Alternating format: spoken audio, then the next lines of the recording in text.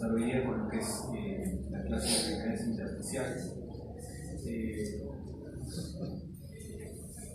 Y para empezar, en realidad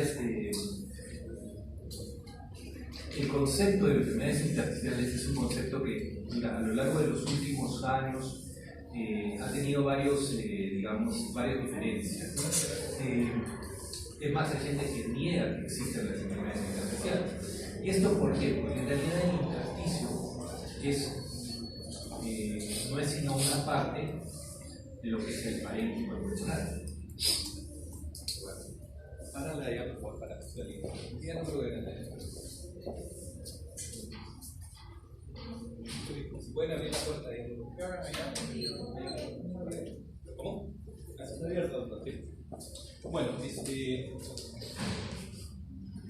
entonces, en realidad, el intersticio alveolar, que básicamente es toda la estructura de tejido conjuntivo que da soporte a los alveolos y a los capilares, en realidad forma parte integral del parénquima pulmonar. Entonces, no es muy razonable creer que algo afecte exclusivamente al intersticio sin afectar pues, a los neumocitos tipo 1 o a los neumocitos tipo 2, ¿no? Se afecta el intersticio, puede ser primariamente, pero también se afecta en forma secundaria el alveolo. De modo tal que el intersticio, una de las primeras cosas que debemos tener claro es que es parte estructural del parénquima, ¿no? Y esto es importante para después entender lo que va a ocurrir, ¿no? Por supuesto, el resto del parénquima está formado por los neumocitos tipo 1, que son básicamente las células epiteliales que tapizan el alveolo, y los neumocitos tipo 2, que son los que producen el surfactante. Muy bien, entonces, el intersticio, entonces ya yendo a nuestro punto en particular, es el espacio entre las membranas basales epitelial y endotelial, ¿no? Si queremos sobresimplificarlo, vean ustedes, esto es supuestamente un alveolo.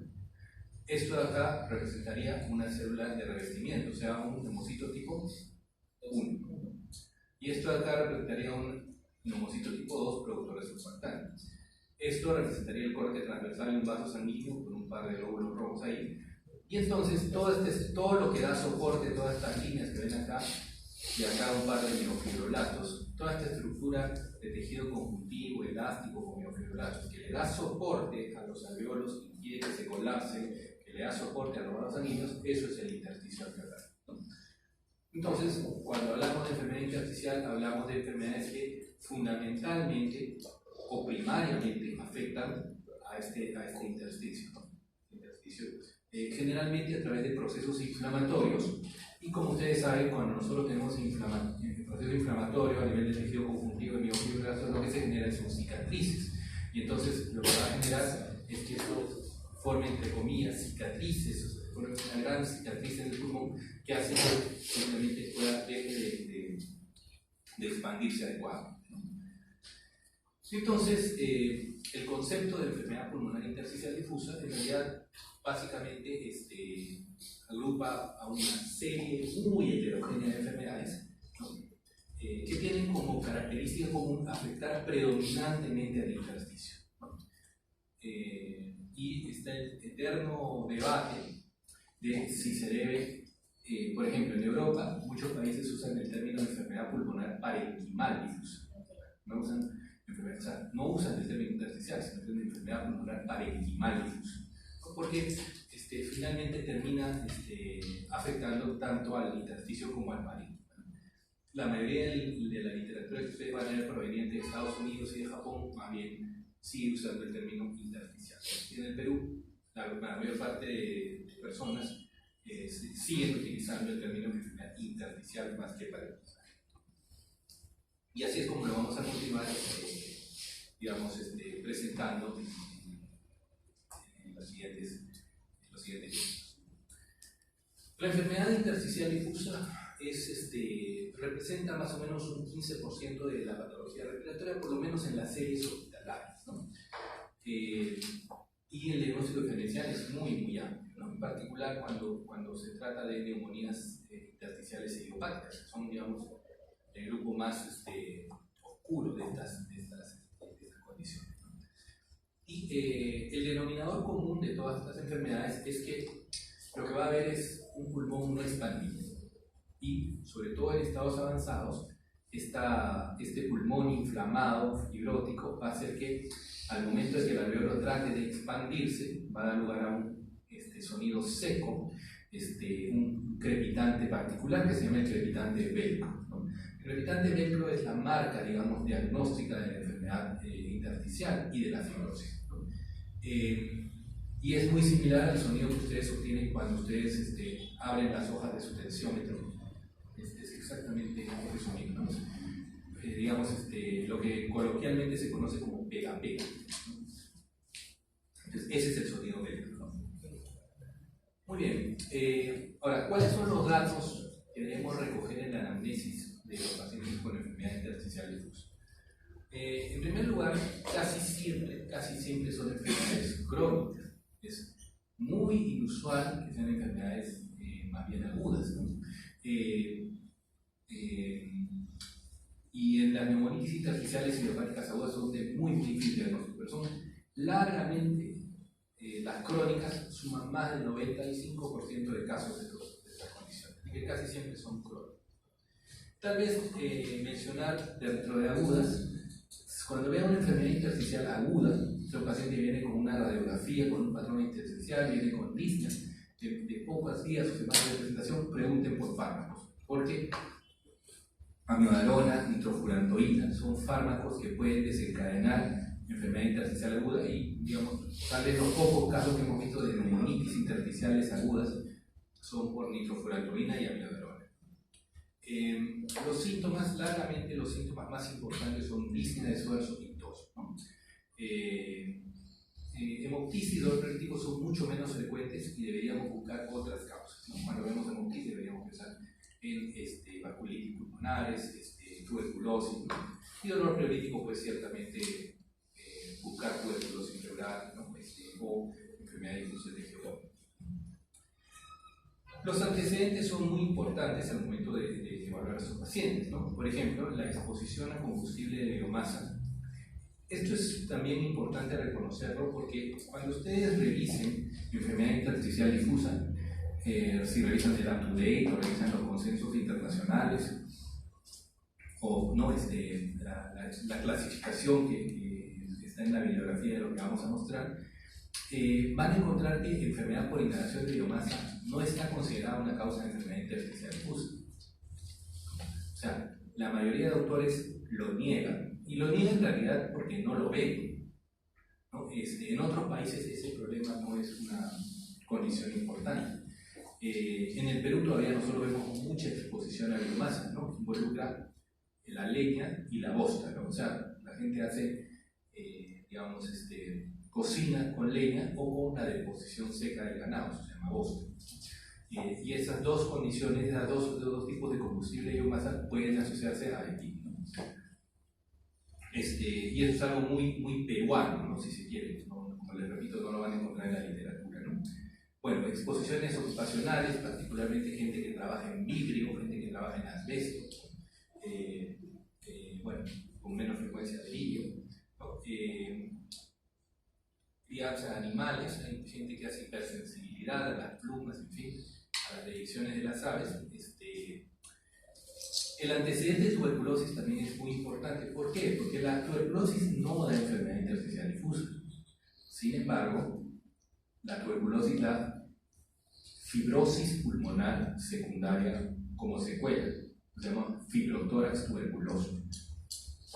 Y entonces, un paciente que tiene una secuela fibrótica tuberculosa va a tener crepitantes velcro y disminución de la expansión. Entonces, no es un EPI, o sea, no es una enfermedad pulmonar intersticial difusa, sino es una secuela fibrótica tuberculosa cuyos hallazgos al examen físico pueden remediar. La enfermedad difusa del tejido conectivo también es un dato importante, ¿no? ¿Por qué? Porque muchas de las enfermedades del tejido conectivo, así como afectan las articulaciones, afectan también el tejido conectivo que está en el intersticio alveolar. Y entonces vamos a encontrar la enfermedad intersticial asociada a artritis reumatoide, a esclerodermia y a dermatomiositis, ¿no? Y el otro antecedente importante que tenemos que preguntar es COVID. Pero, sobre todo, es el COVID que ha sido una neumonía COVID grave, aquella neumonía COVID que ha requerido oxígeno, que ha estado en UCI, que ha estado en ventilación mecánica. ¿Por qué? Porque esta secuela COVID, ¿no? Puede dejar una fibrosis secundaria bilateral extensa y que puede remedar a una enfermedad intersticial difusa. Entonces, la secuela fibrótica por COVID es una condición importante que tenemos que considerar, ¿no? Muy bien, entonces, ¿qué es lo que vamos a encontrar en el examen físico en estos pacientes? Básicamente, la enfermedad intersticial lo que va a hacer es impedir que el pulmón se expanda. Y entonces eso se va a traducir en el examen físico a la inspección y palpación con una disminución de la percusión, ¿no? A la percusión hay una disminución del área de excursión pulmonar. La búsqueda de la excursión pulmonar es un dato interesante, no muy utilizado en el examen físico, de hecho no lo utilizamos en el examen físico habitual. Pero en estos pacientes con EPI sí nos interesan y consiste en que nosotros percutimos primero en inspiración y luego le pedimos al paciente que inspire y luego al momento de inspirar nosotros vamos a tener que el área de percusión baje un poco, ¿no? Eso es lo normal. En los pacientes que tienen enfermedad intersticial difusa no cambia, o sea, se queda ahí. Ya en la ocultación vamos a encontrarnos estos famosos debilitantes velcro que son los que hace un momento les había comentado. Si encuentran egofonía, disminución localizada del mercurio en un lado, sospechamos derrame pleural, y ahí debemos plantearnos que el paciente indagar un poquito más extensamente sobre si existe asociada enfermedad reumatológica o asbestosis, que típicamente es la lesión intersticial con derrame pleural. Incluso la asbestosis puede llevar al mesotelioma eventualmente, ¿no? Tumor maligno ya dentro de todo el espectro de asbesto, ¿no? El hipocratismo digital se puede ver en enfermedades en fibrosis pulmonar idiopática. Los pacientes con fibrosis pulmonar idiopática tienen con frecuencia más o menos 25-30% de casos pueden hacer hipocratismo digital. Y la enfermedad difusa del tejido conectivo también nos va a dar manifestaciones, como por ejemplo, si tiene desviación cubital, artritis reumatoide, sinovitis, ¿no? Interfalángitas proximales, metacarpofalángica, muñecas. Eso nos sugiere artritis, lupus, ¿no? El acartonamiento de la piel, la esclerodermia, las lesiones cutáneas que pueden ser compatibles con vasculitis, o una fascia agotagada con eliminación de orinas espumosas nos sugiere compromiso renal por enfermedad del tejido conectivo. Y ahí, como les repito, ¿no? Sobre todo debemos buscar artritis, dermatomiositis y esclerodermia. Muy bien, entonces, digamos, cuando nosotros abordamos, y acá sí les sugiero darle una mirada ustedes tienen el UpToDate a través de su biblioteca, les busquen en UpToDate y busquen abordaje diagnóstico de las enfermedades intersticiales difusas.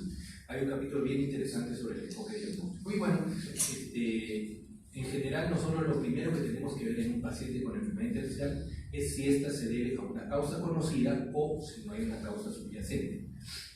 Dentro de las causas conocidas, ya hemos mencionado a las enfermedades difusas del tejido conectivo, ¿no? Particularmente esclerodermia, polivinositis, artritis reumatoide, mucho y más alejado enfermedad mixta del tejido conectivo. Dentro de lo que son las neumoconiosis, tanto la asbestosis, silicosis y beriliosis pueden estar asociadas y esto es básicamente exposición ocupacional del paciente, ¿no? También existen fármacos que nos pueden dar enfermedad intersticial y eso es importante reconocerlo, sobre todo estos, o sea, si ustedes ven la lista, hay al menos 50 fármacos que se han involucrado en enfermedad intersticial, pero probablemente los tres más importantes, porque son de uso muy común, son la amiodarona, que es un fármaco antiarrítmico Bueno, se usa mucho en pacientes con arritmias cardíacas y fibrilación auricular. La nitrofurantoína, que es un antibiótico, se usa mucho en infección urinaria y ahí no es un problema habitualmente, pero hay pacientes que tienen infecciones urinarias recurrentes, o sea, vienen 3, 4 infecciones al año. Entonces, para evitar eso, nosotros damos profilaxis, le damos dosis bajas de nitrofurantoína y se las damos por 6 meses, un año. En esos pacientes que reciben dosis, durante mucho tiempo de nitrofurantoína son quienes tienen más riesgo, ¿no? Y metotrexato, que nos mete en un problema con nuestros pacientes con artritis, porque cuando un paciente con artritis viene con signos de enfermedad intersticial difusa, los pacientes con artritis reumatoide casi siempre toman metotrexato, la terapia de primera línea. Entonces, viene el paciente y entonces no saben si es por el metotrexato o es por la propia artritis. Entonces, es un dilema diagnóstico que suele ser muy, muy difícil de dilucidar. Radioterapia y quimioterapia también pueden condicionar esto. Y finalmente, lo que es la alveolitis alérgica extrínseca, ¿no? Que es secundaria a la exposición de polvos orgánicos, ¿no? En Estados Unidos es el famoso pulmón del granjero, ¿no? Se hacen atados de paja y entonces están trabajando con eso, o trabajan con aves y hacen alergia a las plumas. En el Perú deberíamos llamarlo el pulmón de gamarra. Entonces, ¿en qué consiste lo que hemos patentado con el pulmón de gamarra? En gamarra, sobre todo en la zona de textiles con algodón, el polvillo del algodón produce una alveolitis alérgica por algodón, por polvillo de algodón, que se llama vicinosis. Eso está descrito en la literatura, ¿no? Gente que está expuesta al polvillo de algodón. Y típicamente es el paciente que tiene disnea, tos, incluso episodios febriles, solo cuando trabaja, porque el fin de semana está bien. Entonces no le creen a la familia. La familia le dice que, pero tú estás mal, solo cuando vienes acá yo no te veo mal. Y es porque, claro, tiene la exposición al momento de estar expuesto al polvillo de algodón, ¿no? Muy bien. Ahora, si nosotros ya hemos hecho bien nuestra historia, el paciente no tiene una enfermedad de difuso de tejido conectivo, no está en tratamiento para cáncer, no tiene una exposición ocupacional o ambiental y no recibe ningún fármaco, entonces planteamos pues que causas de etiología desconocida, ¿no? En el Perú no tenemos sarcoidosis, así que algún día tendremos, pero bueno, en principio hasta ahora no hay casos activos. La sarcoidosis tiene además es una enfermedad granulomatosa con mucha prominencia de la neuropatía ciliar.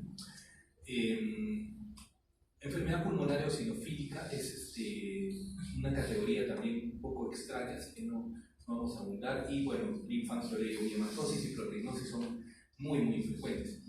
De modo tal que más del 90-95% de casos son por neumonías intersticiales idiopáticas. Y de estas, probablemente más del 80% sean fibrosis pulmonar idiopática. Entonces, cuando nosotros nos enfrentamos a una enfermedad pulmonar intersticial difusa, de etiología desconocida, lo más probable es que eso sea fibrosis pulmonar idiopática, ¿no? Y es un poco sobre la que vamos a incidir más, ¿no? Muy bien. Sobre lo que es métodos de ayuda diagnóstica, generalmente, bueno, siempre, en toda neumología, parte importante de la neumología es la radiografía de tórax siempre, pero en particular, en enfermedad intersticial difusa, la tomografía espiral multicorte de alta resolución es muy, muy importante. ¿Y por qué? Porque actualmente la capacidad diagnóstica de la tomografía espiral multicorte es tan alta que ha eliminado la necesidad, en la mayoría de casos, de hacer biopsias. Entonces, eso incluso ha cambiado todo el algoritmo diagnóstico y todos los criterios diagnósticos.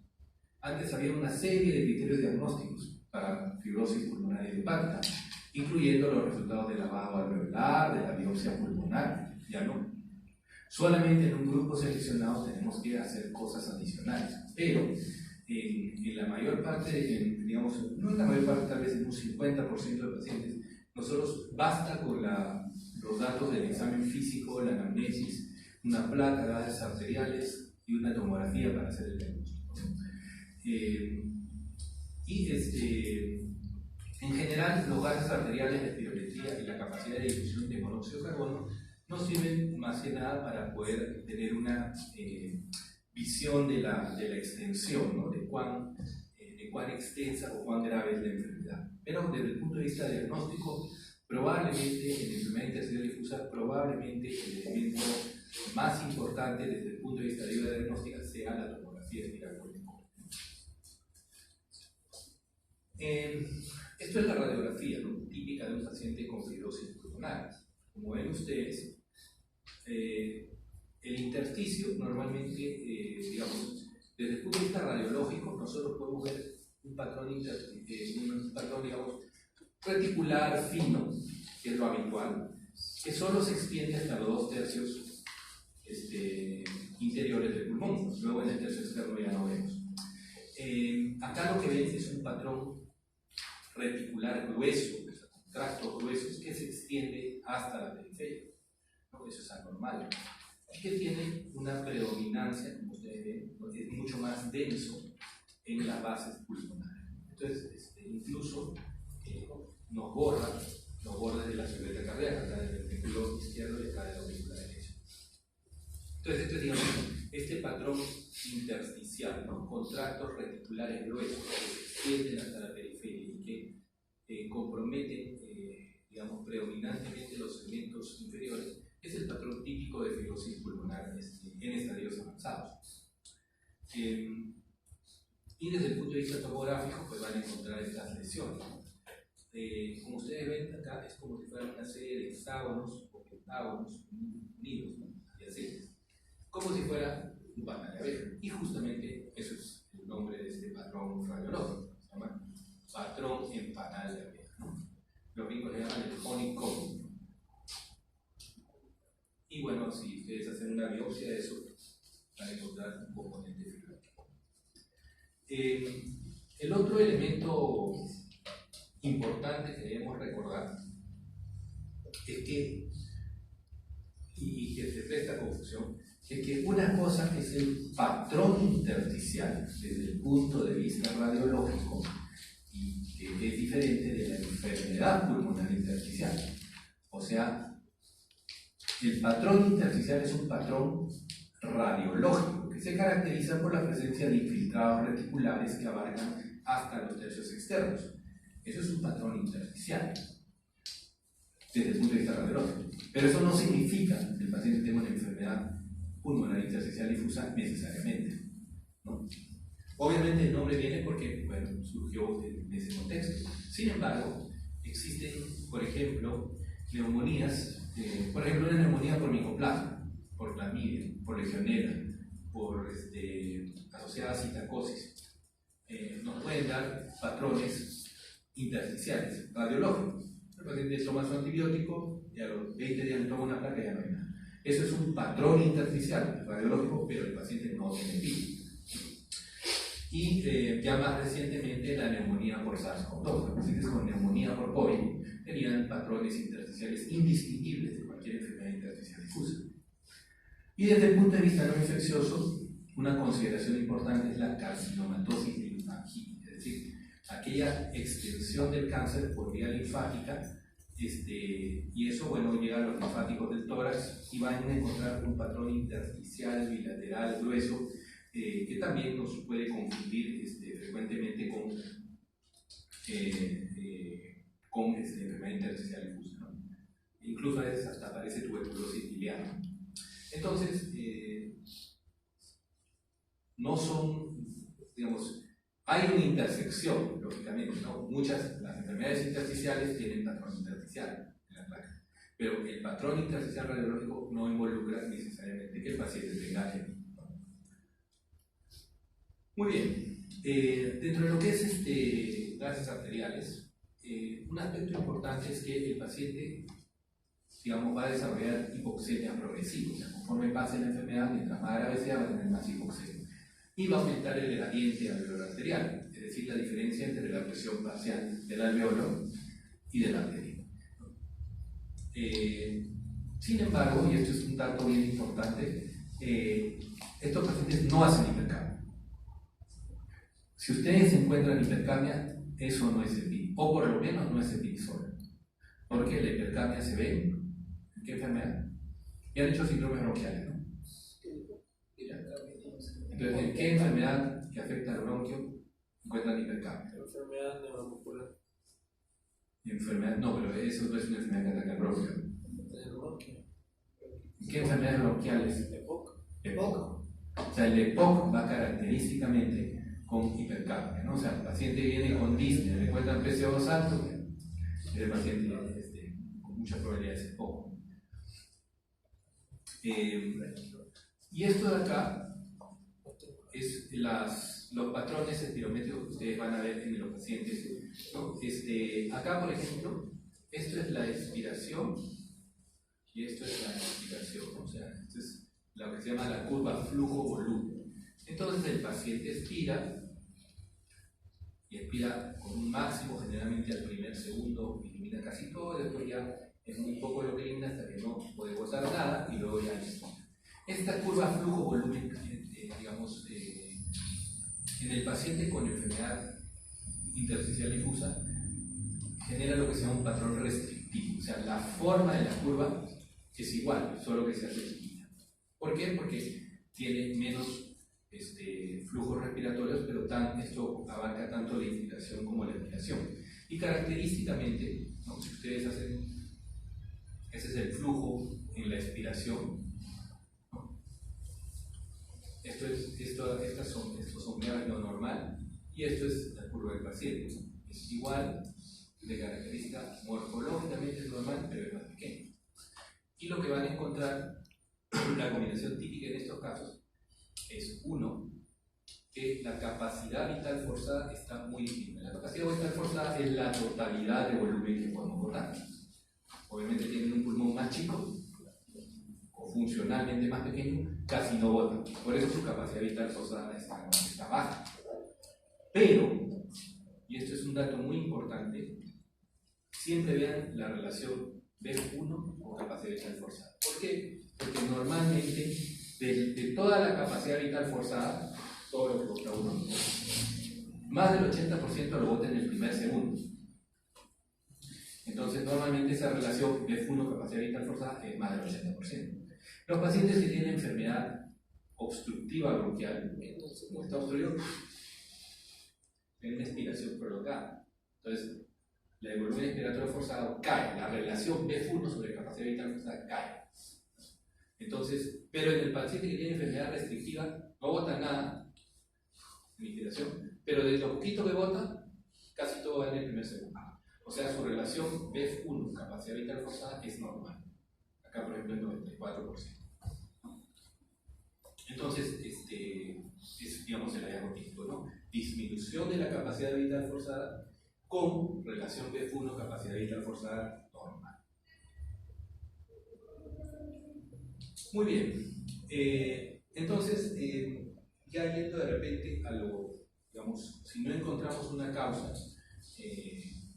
evidente, el paciente no tiene enfermedad difusa, no tiene exposiciones ocupacionales, no está expuesto a fármacos, no ha recibido radioterapia, y tenemos un cuadro de enfermedad intersticial, radiológicamente un patrón intersticial, tiene un patrón pirométrico con restricción, entonces probablemente este paciente tenga una neumonía intersticial idiopática. Sin embargo, es importante recordar que, bueno, en estas enfermedades se afecta primariamente el intersticio, pero después eso se extiende al alveolo. Y al extenderse al alveolo va disminuyendo el proceso de hematosis, ¿no?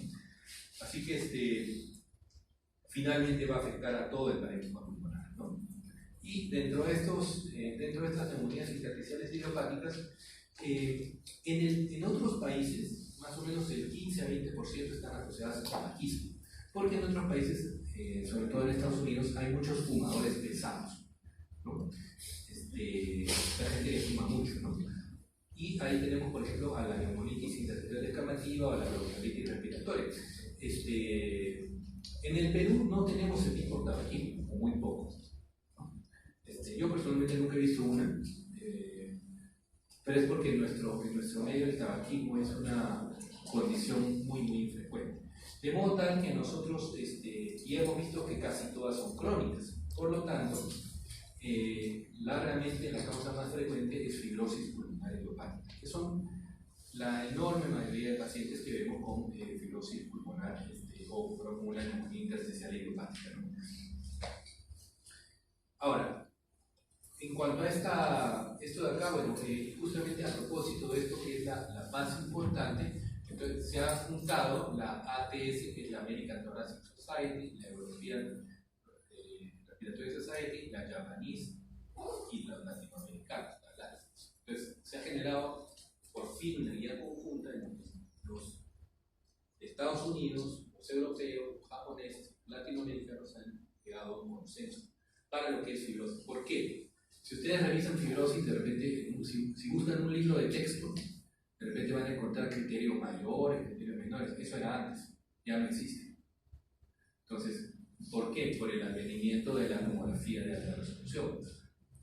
Entonces, antes, por ejemplo, el paciente para hacer el diagnóstico tenía que tener disques, hoy en día ya no. Porque podemos encontrarlo en un examen ocupacional, encontramos ahí un patrón intersticial sin una causa definida.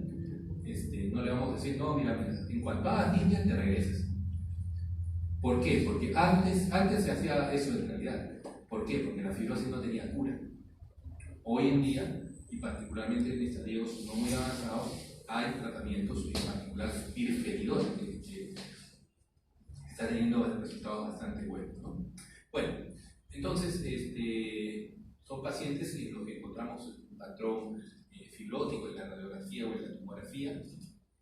Estos pacientes en general,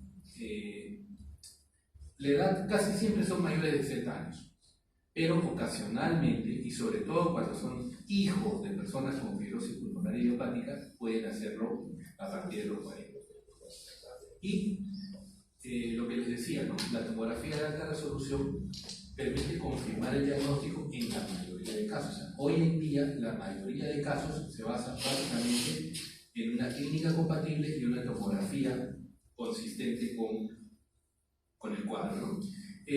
La fibrosis pulmonar idiopática, bueno, para complicar un poquito las cosas, cuando ustedes hacen una biopsia de un paciente con fibrosis pulmonar idiopática, el patrón histológico que van a encontrar se llama neumonía intersticial usual, UIP, ¿no? Entonces, ese patrón que se observa entonces, ese patrón histológico, digamos, es el que subyace a la fibrosis pulmonar. Entonces, el patrón tomográfico sugerente de UIP, ese es el criterio tomográfico para decir que el paciente tiene fibrosis pulmonar. Si tiene este patrón tomográfico, vean ustedes que lo que indica la guía es que no hacemos lavado bronquialveolar, no hacemos biopsia, no hacemos biopsia pulmonar, no hacemos biopsia transbronquial, no hacemos girobiopsia, ¿no? O sea, basta con la tomografía. Pero si la tomografía tiene dudas, si tenemos dudas en la tomografía, sí, probablemente para complementar el análisis, porque ahí sí de repente empieza a surgir el diagnóstico diferencial, de repente es una linfangioliomatosis, por ejemplo si es mujer que ha hecho neumotórax, o de repente es una histocistosis de células de Langerhans, si predomina en los lóbulos superiores, o de repente es una proteinosis alveolar, en donde lo que ustedes entran con el broncoscopio y sacan un libro lechoso, diagnóstico broncoscópico, ¿no? Pero son condiciones raras. Entonces, ahí sí podemos hacer un lavado bronquialveolar, podemos considerar la posibilidad de una biopsia pulmonar o eventualmente de una biopsia transbronquial, ¿no? Siendo los más recomendados el análisis de la celularidad del lavado bronquialveolar y la biopsia pulmonar directa. Generalmente se hace por mini toracotomía, se hace una cuña, se tiene una cuña pulmonar. Antes se hacía mucho la biopsia transbronquial, o sea, entraban con broncoscopio y ahí biopsiaban. Pero el problema es que su rendimiento diagnóstico es malo, porque las lesiones tienden a ser más bien más periféricas. Pues no hay mucha lesión central, entonces el rendimiento no es bueno. Muy bien. Y también otra cosa importante es que se han puesto de moda los biomarcadores de fibrosis. Entonces, bueno, lo que se ha concluido es que ningún biomarcador para fibrosis sirve para nada. Y otro de los aspectos que se ha incluido en esta nueva guía, que tampoco, digamos, lo van a encontrar en la mayoría de libros, es el concepto de exacerbación aguda de fibrosis pulmonar idiopática. Antes se creía, hasta hace unos 10 años creíamos que la fibrosis pulmonar idiopática era una enfermedad que simplemente avanzaba con los años. Hoy en día ya se sabe que esta enfermedad tiene exacerbaciones agudas. No se sabe por qué, pero, por ejemplo, ¿no? Vean ustedes, esta es una tomografía, ¿no? Un paciente que tiene su componente fibrótico, predominio periférico, acá ven unas zonas de mayor compromiso a este nivel, y vean que acá se agregan zonas agudas, nuevas. Ven acá como una especie de cuña de un pulmón con un parénquima que no está destruido, pero está con un color más gris, ¿no? ¿Sí? Ven acá. Eso se llama patrón en vidrio esmerilado. El vidrio esmerilado es expresión de enfermedad intersticial aguda, ¿no? El patrón en panal de abeja ya es una fase fibrótica crónica, pero el vidrio esmerilado nos indica inflamación aguda, ¿no? El vidrio esmerilado es, como les digo, es como si estuviera el pulmón, es como el pulmón, pero más opaco, sin pérdida de la arquitectura, ¿no? Eso, por ejemplo, es un vidrio esmerilado, el que tienen desde la cuerda. Entonces vean ustedes en este paciente que sobre la base de una enfermedad fibrótica pulmonar hace estas exacerbaciones agudas y probablemente estas lesiones con el paso del tiempo se vuelvan fibrosas y vayan generando la progresión. Entonces, este concepto es interesante porque ahora ya tenemos, digamos, así como hay exacerbación aguda de enfermedad pulmonar obstructiva crónica, hoy en día ya se conoce que existe exacerbación aguda de fibrosis pulmonar idiopática. La pregunta es si esto lo debemos tratar agudamente con corticoides y la pregunta todavía no tiene respuesta, pero pareciera ser que no. O sea, la fibrosis pulmonar idiopática no se trata con corticoides, pero los brotes de exacerbación aguda posiblemente se beneficien de corticoides. Es una pregunta que todavía está abierta porque, digamos, el concepto recién se ha instalado en los últimos años. Y en el Perú tenemos que recordar que enfermedad por inhalación de combustible de biomasa es una condición frecuentemente asociada al PIB. Pero tiene una particularidad, que no solo da EPI, sino además da EPOC. O sea, la enfermedad por inhalación de biomasa no se reconoce mundialmente como una causa de EPI. Pero ustedes habrán visto ya en su clase de EPOC que hoy en día, chicos, hoy en día la enfermedad por inhalación de biomasa es reconocida como una causa de EPOC. Cosa que no, o sea, si ustedes ven los consensos hace 10 años no existían. Ahora ya está bastante claro que leña produce EPOC, pero no está aún aceptado que produce EPIC. Y en realidad produce EPIC y EPOC. Entonces, cuando ustedes vean en los pisos, van a ver pacientes, ¿no? Paciente con EPIC y EPOC. Ese paciente casi como si fuera leña. Porque tiene, entonces el paciente que tiene componentes fibróticos, ustedes escuchan que tienen crepitantes dentro por todos lados, y sin embargo encuentran sibilancias también, sibilancias y rojo, ese paciente casi siempre es leña, ¿no? Casi siempre queda leña. La exposición a biomasa, o sea, los combustibles de biomasa son dos tipos, ¿no? La leña y la bosta, ¿no? La leña es la leña, y la bosta es la deposición seca de la vaca, que la secan y la usan como combustible, ¿no? Entonces son generalmente habitaciones sin ventilación y entonces el paciente lo que hace es, básicamente lo que hace es soplar la leña y entonces finalmente, bueno, en realidad es como fumarse un cigarrazo, ¿no? Inhalando todo el carbón. O sea, los pacientes hacen neumoconiosis, hacen fibrosis, hacen EPOC. Es todo un problema, ¿no? Y Y entonces, un dato interesante es que el leñe, la enfermedad por inhalación de biomasa, casi siempre asociada a leñe, da componente tanto intersticial como de obstrucción bronquial, ¿no?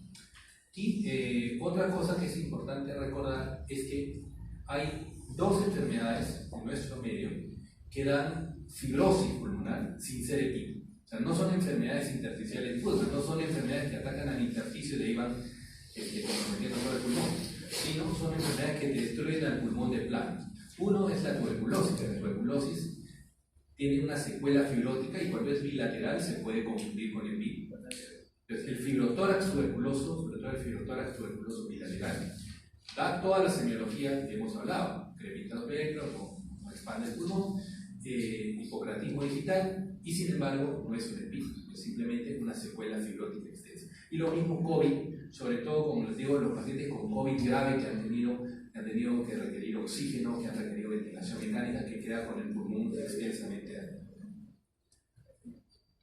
Muy bien, estas son las guías de las que hemos conversado hace un momento. También les he dejado una copia. No he podido colgar el librito que tenemos en el aula virtual porque aparentemente solamente creo que no deja subir archivos grandes, ¿no? Así que se lo he pasado por WhatsApp a una de sus compañeras para que lo borre, ¿no? Muy bien, preguntas, chicos. Oh, claro. ¿Todo claro? Muy bien. Entonces, ahí lo dejamos.